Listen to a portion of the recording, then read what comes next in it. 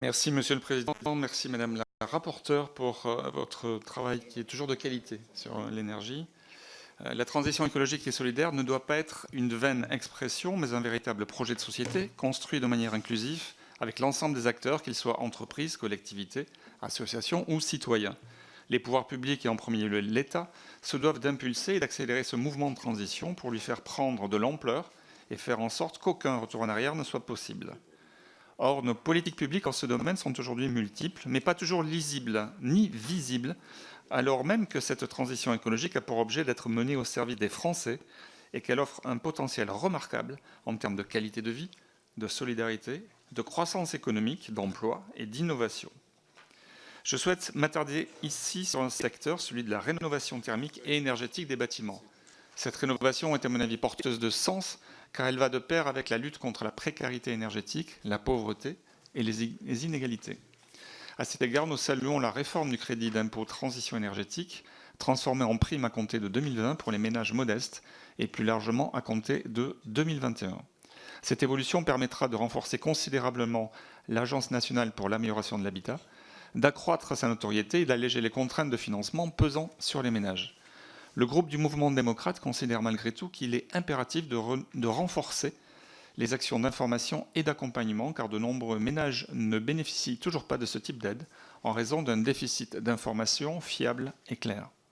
Le groupe du Modem souhaite également lancer la réflexion sur d'autres outils permettant la rénovation des bâtiments et a déposé des amendements que je vous proposerai cet après-midi dans le cadre de ce projet de loi de finances pour encourager la végétalisation et la surélévation des bâtiments. Surélévation des bâtiments qui permet justement de générer ce qui manque le plus pour la rénovation énergétique, c'est-à-dire le budget. Madame la rapporteure, quelles seraient vos préconisations sur ces deux sujets? De même, le parc bâti tertiaire et public devront également réduire leur consommation énergétique par une action résolue. Pour cela, nous devons, entre autres choses, renforcer les moyens des opérateurs qui œuvrent dans ce domaine.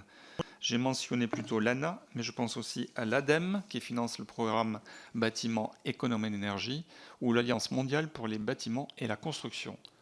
Lancée lors de la COP21, cette initiative internationale vise à réduire les émissions directes et indirectes induites par le secteur du bâtiment et de la construction, qui représente près de 20% des émissions de gaz à effet de serre à l'échelle mondiale. Je pense également au CSTB, le Centre scientifique et technique du bâtiment, qui doit nous permettre d'accompagner l'innovation dans le domaine de la construction afin d'accélérer les transitions environnementales, énergétiques et numériques. Quelle est votre appréciation quant aux activités de ces opérateurs en matière de rénovation énergétique? Merci Madame la rapporteure. Monsieur Laglaise.